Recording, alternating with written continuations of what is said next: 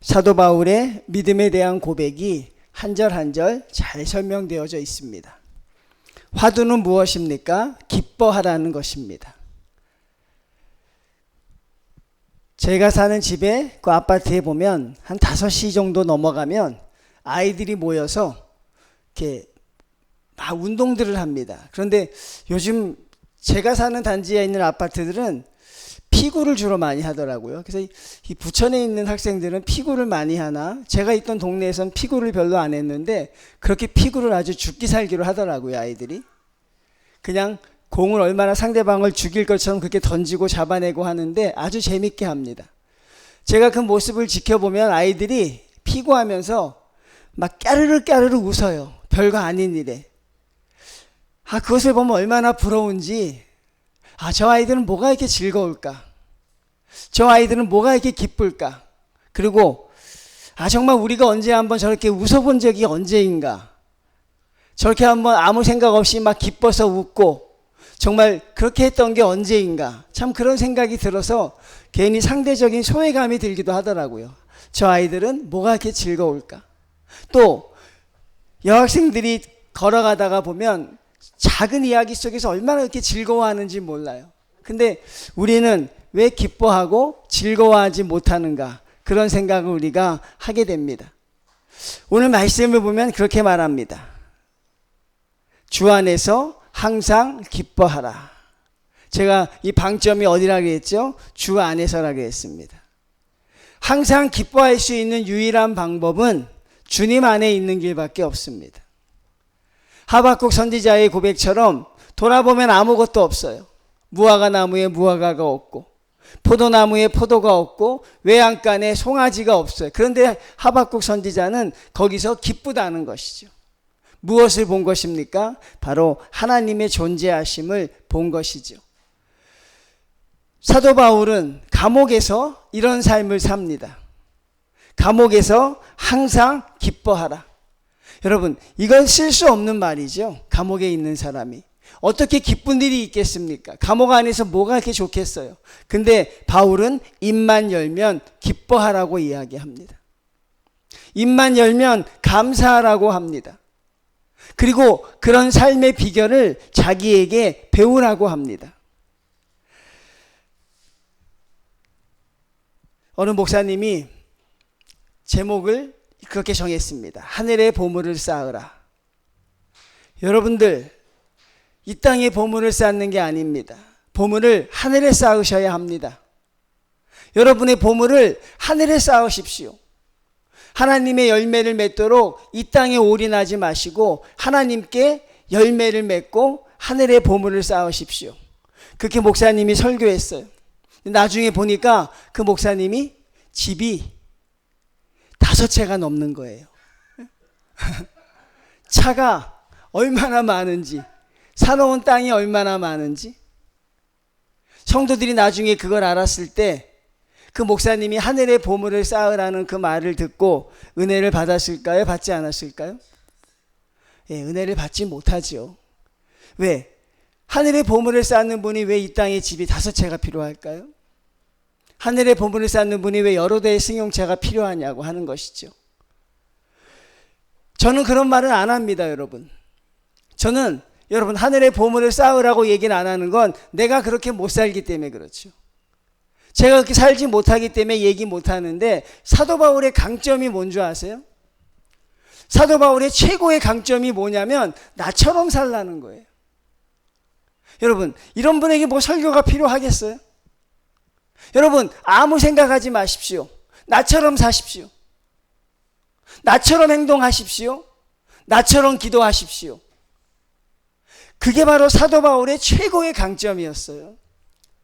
오늘날 사도 바울과 같은 선지자가 안 나오는 것은 그렇게 말할 수 없다는 것이죠. 우리의 말이 우리의 발목을 잡잖아요. 정치인들이 말이 얼마나 그 말만 떼어놓고 보면 좋습니까? 근데 현재의 삶과 같이 매칭시켜보면 어때요? 정말 저런 상황에서 저런 말을 할 수 있었을까? 그런 생각을 하게 되는 것이죠. 그러면서 에이, 정치인들이 원래 그렇구나라고 하는데 믿는 사람들도 그렇다는 것이고 강단에 서는 목회자들도 사실 이렇게 말할 수 있는 사람이 있을까 싶어요. 9절 말씀처럼 너희는 내게 배우고 받고 듣고 본 바를 행하라.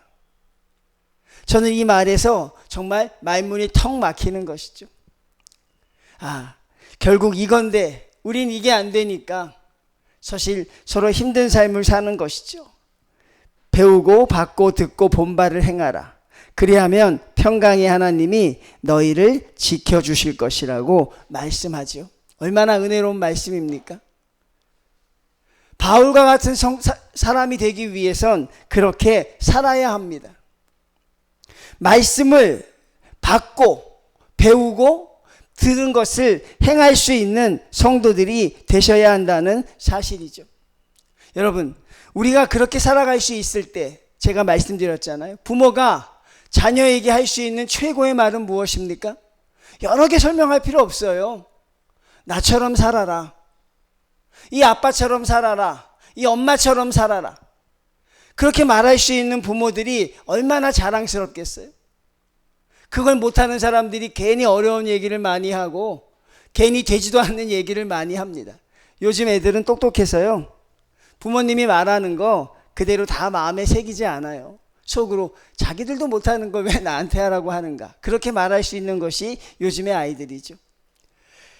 그러면서 점점 강단에서 전할 수 있는 복음이 점점 줄어드는 것 같아 안타깝긴 하지만 그래도 우리가 하나님의 말씀을 나눌 때 바울이 어떤 면에서 우리에게 그렇게 말했는지 그 부분을 살펴볼 필요는 있다고 생각합니다.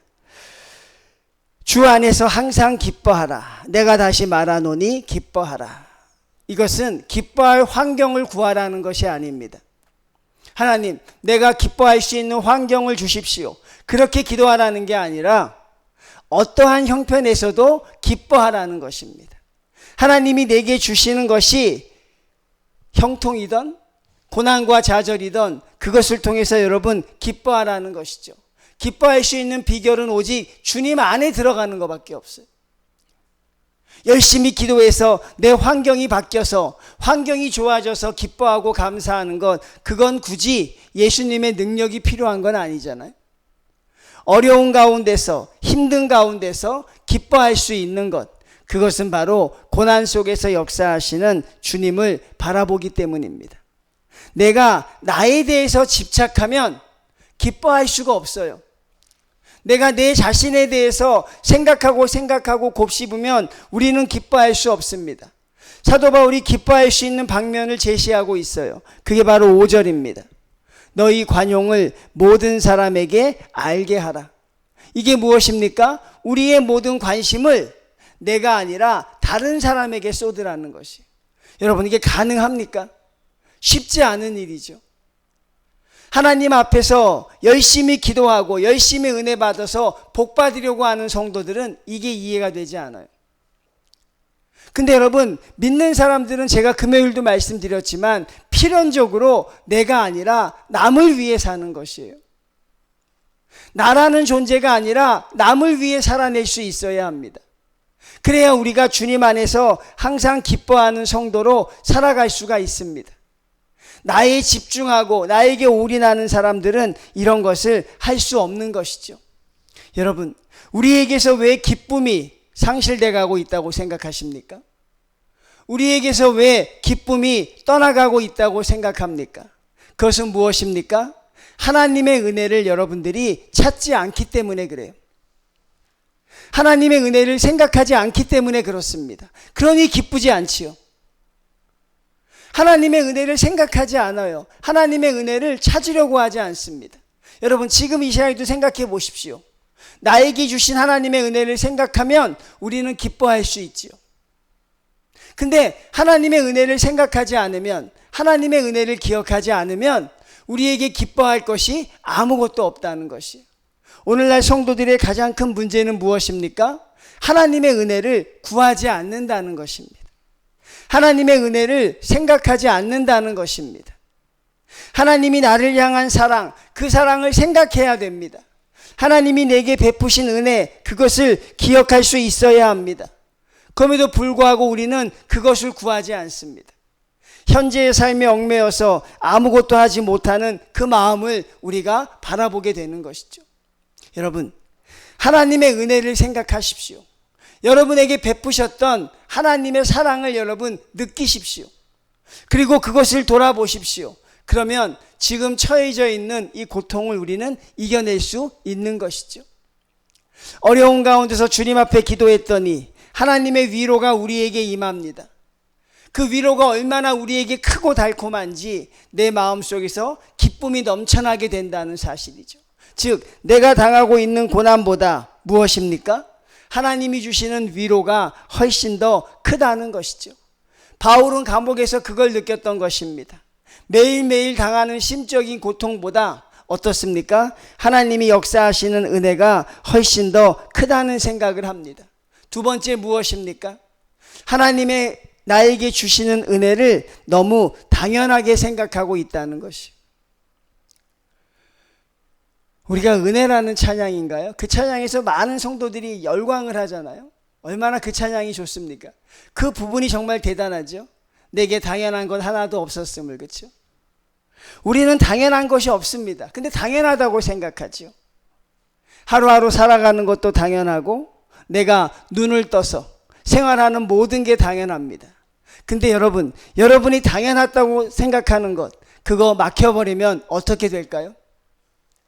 내가 숨 쉬는 것, 내가 먹는 것, 내가 걸어 다니는 것, 내가 생각하는 것, 내가 하고 있는 모든 것들이 하나님이 우리의 것을 막으면 어떤 생각이 들까요?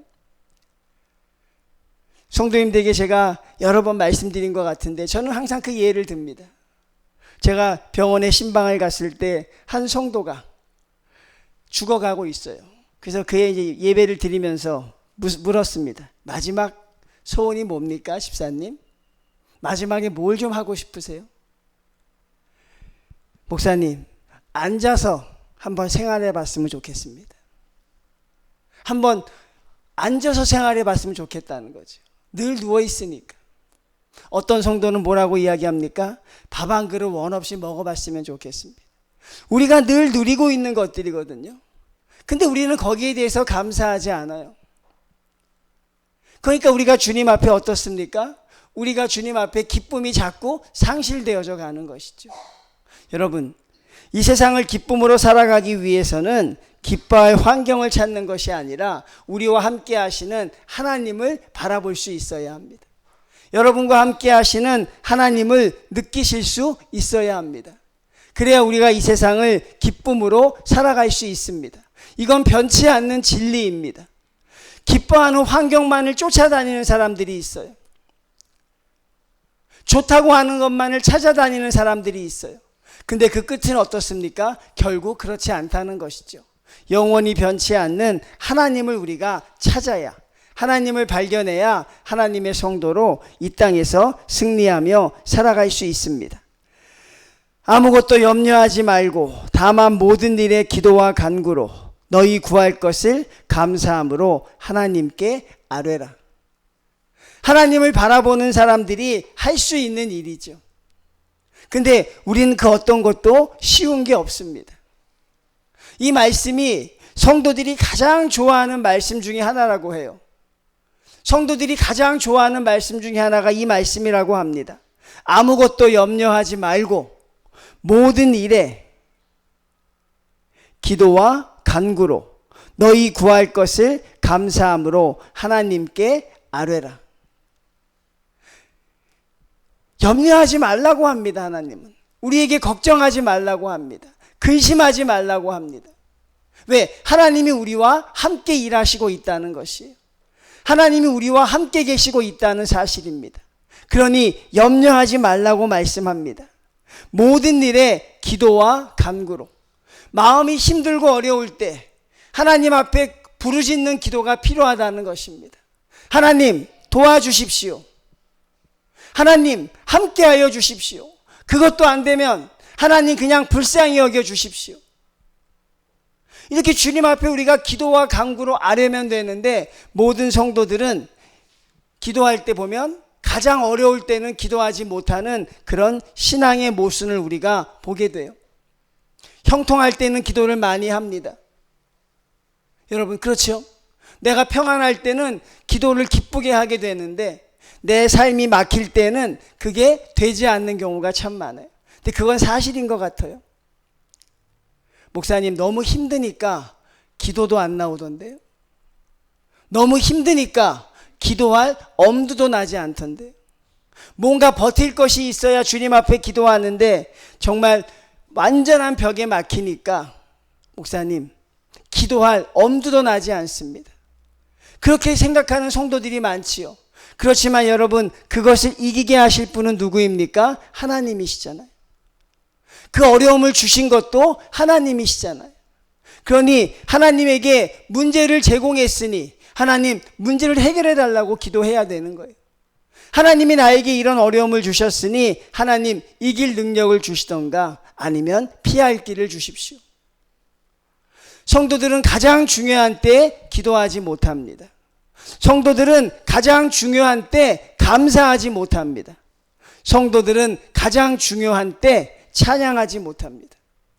내 인생을 마치는 날에 감사하며 하늘나라 가야 되는데 그게 못한다는 것이에요. 우리에게는 감사와 기쁨이 참으로 부족한 것이죠. 또 말씀드립니다. 하나님의 은혜를 잊고 살기 때문에 그래요.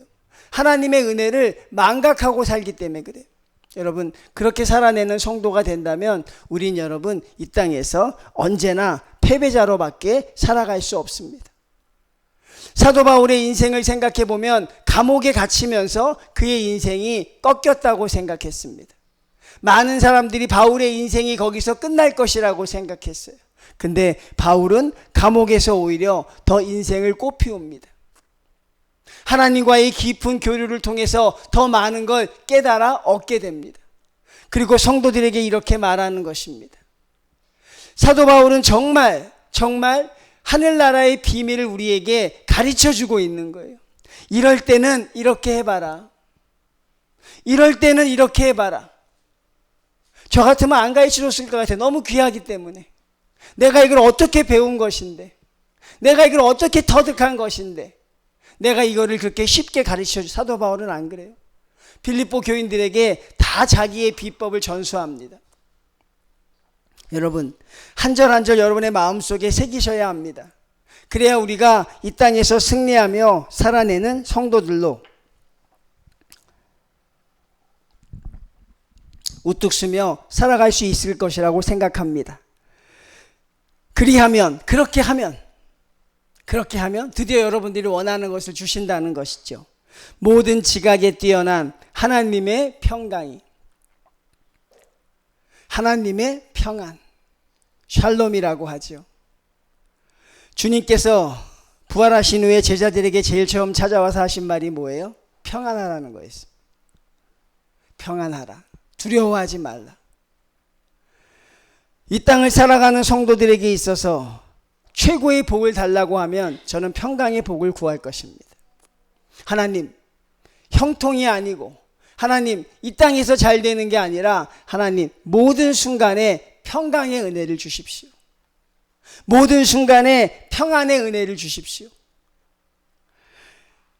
그리스도 예수 안에서 항상 빠지지 않는 것입니다. 은혜를 받으려면 항상 주님 안에 있어야 하는 것입니다. 주님 밖에 나가면 우리에게 은혜로울 게 하나도 없어요. 주 안에서 기뻐하라. 그리스도 예수 안에서 너희 마음과 생각을 지키시리라. 하나님은 기도하지 않는 성도를 구원할 수는 없을 것 같아요. 여러분, 하나님은 예배하지 않는 성도를 구원할 수는 없을 것 같아요. 하나님은 주님께 구하지 않는 사람은 어떻게 할 수 없을 것 같아요. 바로 그 말을 하고 있는 것입니다. 하라는 것입니다. 하지 않고 왜 나에게 이런 은혜가 없느냐, 그걸 따지지 말고 감당하라는 것입니다. 주님 안에서 하나님의 생각이 너희 마음과 생각을 지키시리라. 하루에 수십 번도 변하는 내 마음과 생각, 하루에 수십 번도 하늘과 땅을 오고 가는 나를 쥐었다 편한 이 마음의 생각을 하나님이 지켜주시겠다는 것이죠. 그러기 위해서 뭘 해야 된다는 것입니까? 하나님 앞에 염려하지 말고 다만 모든 일에 기도와 간구로 너희 구할 것을 하나님께 아뢰는데 조건이 하나 있어요. 그게 무엇입니까? 감사함으로. 어떤 사람이 감사할 수 있을까요? 하나님 꼭 주십시오. 하나님 반드시 해결해 주십시오. 그렇게 기도하는 사람은 절대로 감사할 수 없습니다. 어떤 사람이 감사할 수 있어요?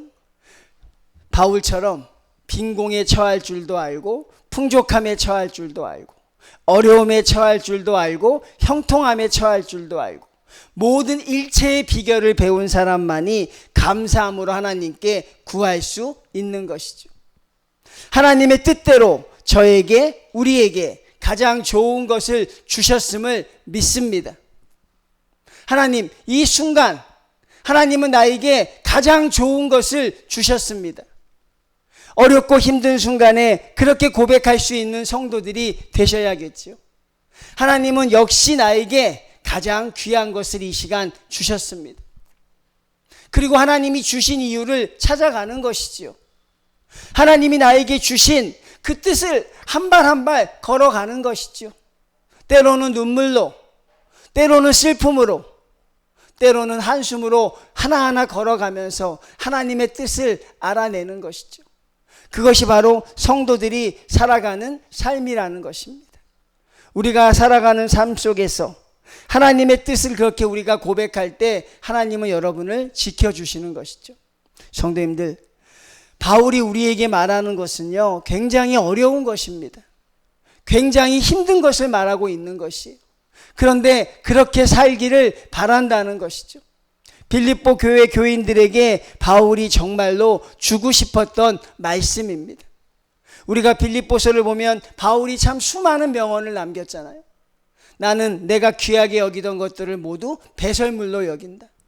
우리가 이 단계를 아직 이르지 않았기 때문에 이 말씀을 온전히 깨닫기는 쉽지 않지요. 그런데 여러분과 제가 앞으로 살아갈 세상은 이런 것들을 하지 못하면 성도로 살아가기 어려운 세상입니다. 이제는요, 목사 흉내 내기가 참 어려운 세상이 됐어요. 여러분도 마찬가지입니다. 성도 흉내를 내기가 참 쉽지 않아요, 여러분. 곳곳에서 우리를 무너뜨리는 많은 것들이 있습니다. 참된 성도만이 살아남을 것이고 참된 하나님의 사람만이 이 땅에서 살아남게 되는 것이죠. 우리가 살아가야 할 세상은 말세 중에서도 말세를 향해 가고 있기 때문에, 그래서 무엇이라고 말합니까? 5절에 주께서 가까우시니라. 할 수 없느냐? 못하겠느냐? 야, 할 수 없겠니? 못하겠니? 학생이 있습니다. 공부 좀 안 하고 합니다. 공부를 안 하죠? 야, 시험이 내일 모레인데 공부 좀 해라. 그럼 그 아이에게 좀 자극제가 되잖아요. 주님께서 금방 오신다는 것이, 주께서 이 땅에 임하신다는 것입니다. 그러니 하기 싫어도 행하라는 것이에요. 내가 어떻게 남을 위해 삽니까? 내가 어떻게 걱정하지 않고 삽니까?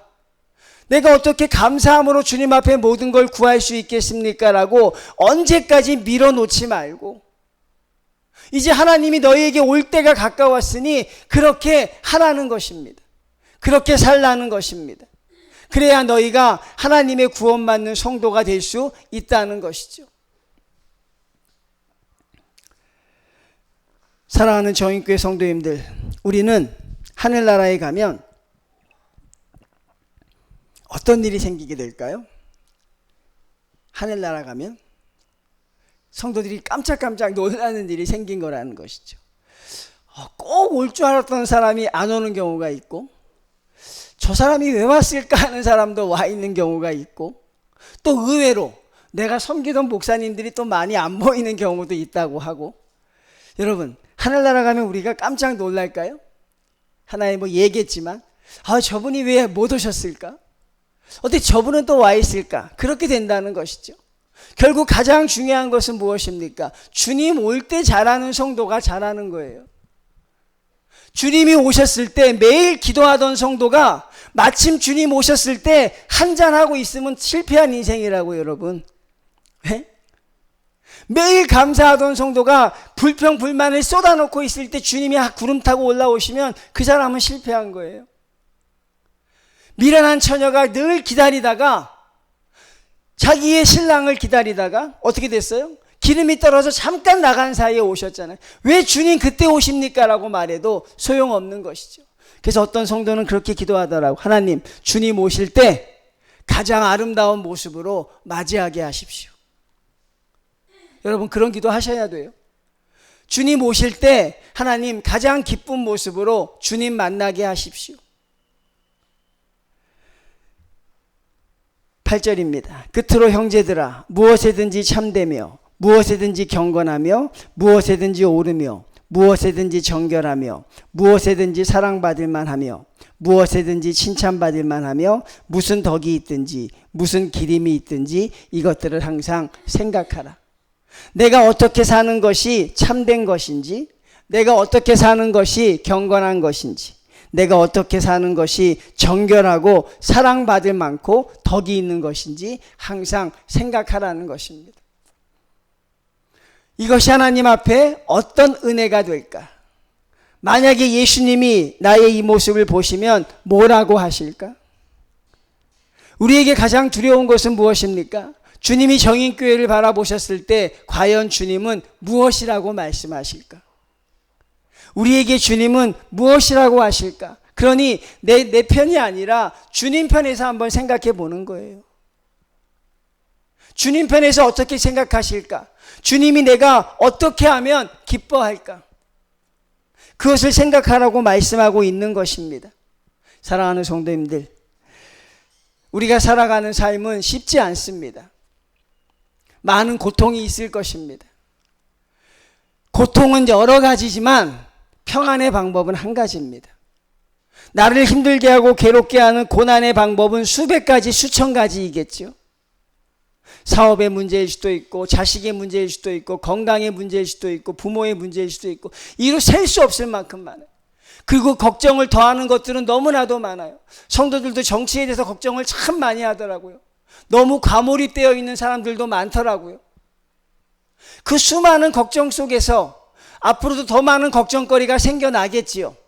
근데 평안을 얻을 수 있는 길은 한 가지입니다. 바로 예수 그리스도입니다. 어떤 고통이든지 내가 평안을 얻을 수 있는 건 주님 한 분밖에 없다는 것이죠. 믿습니까? 믿으십니까? 믿으면 크게 아멘. 잘 안 믿는 것 같아서 그래, 표정이 여러분들. 예?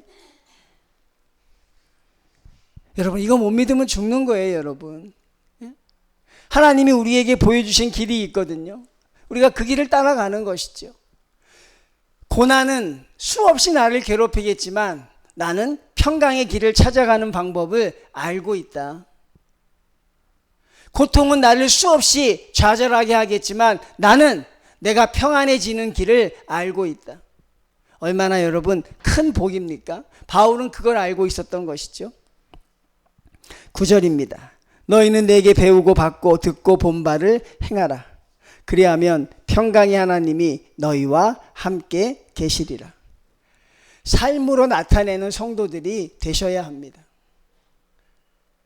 여러분, 아무리 은혜를 많이 받으면 뭐합니까? 여러분, 은혜를 아무리 많이 받으면 뭐 이렇게 삶으로 나타나지 않는데, 우리 교회는 은혜가 넘칩니다. 그리고 아무 일도 하지 않는데 은혜가 무슨 소용이 있어요? 아무 의미가 없는 것입니다. 결국 여러분이 받은 것을 삶의 은혜로 나타내야 합니다. 어떤 분이 저한테 그렇게 얘기하시더라고요. 박 목사는 머리에 들은 것보다 표현하는 걸 잘한다 그래요. 칭찬인지 아닌지 모르겠어요. 알고 있는 것보다 표현을 더 잘한대요. 그래서 뭐 부럽다고 하는 사람도 있고 그런데 뭐 칭찬으로 생각하려고 해요. 그렇죠? 자, 여러분 마찬가지입니다.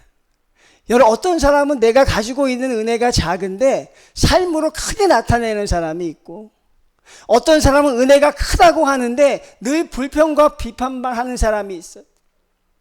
너무나 많은 것을 알기 때문에 너무나 잘못된 것이 보여요. 언제나 비평가의 자리에 서지요. 근데 여러분 아십니까? 직접 행해보면 남을 비판할 수 없어요. 직접 하셔보면 그게 안 된다는 것입니다. 저는 예전에 교회에 있을 때, 지금도 제가 그러잖아요. 성도님들 자꾸 한 번씩 세워보잖아요, 앞에. 다 이유가 있는 것입니다. 세우는 이유가. 여러분들이 잘해서 그런 것도 있지만 이게 아무나 하는 게 아니라는 걸 보여주기 위해 자꾸 세우는 거죠. 아주 성도들이 힘들어하지만 자꾸 세워보려고 합니다. 지난번에 장로님들을 가끔 한번 세워보면 목사를 다시 보게 되더라고요. 아, 이게 쉬운 게 아니었구나. 이게 전하는 게 쉬운 게 아니구나. 여러분 마찬가지입니다. 저는 여러분들이 은혜가 아무리 작더라도 표현은 크게 할 수 있는 성도들이 됐으면 좋겠어요. 받은 은혜를 간직하지 마시고 나타내십시오. 우리 청년들이 주방 봉사한다고 했을 때 그래도 참 기특하지 않았습니까? 근데 아이들이 정말 열심히 하는 모습을 보고 특별히 태연이가 참 열심히 하더라고요. 그 아까 결과물을 봤는데 그럴듯해요.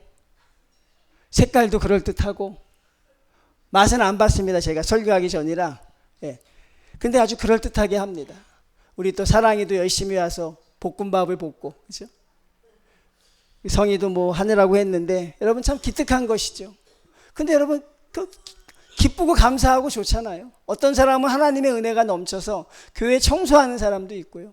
어떤 사람은 은혜가 넘쳐서 뭐 헌물하고 헌금하는 사람도 있겠지만 그런 은혜들을 나타내야 합니다. 그러면 하나님의 평강이 여러분들과 함께 하게 되는 것이죠.